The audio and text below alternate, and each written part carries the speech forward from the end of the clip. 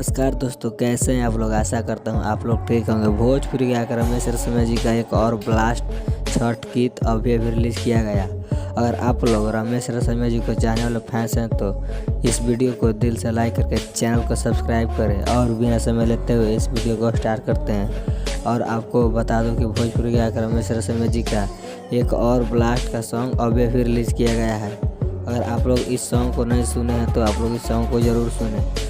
और आप लोग को बता दूं कि इस सॉन्ग का टाइटल है छठ में आ जाए पिया घर, जो काफ़ी बवाल का सॉन्ग है।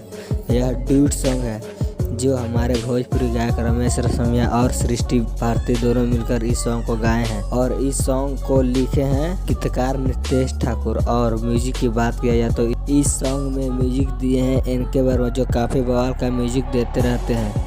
अगर आप लोग रमेश रसोइया जी को चाहने वाले हैं तो इस वीडियो को ज़्यादा से ज़्यादा शेयर करें। और यह song DS music world YouTube channel के माध्यम से अभी रिलीज़ किया गया है और काफ़ी बवाल का सॉन्ग है। फुल वीडियो सहित यह सॉन्ग रिलीज़ किया गया है। अगर हमारी वीडियो अच्छी लगी हो तो मेरे चैनल को सब्सक्राइब करें।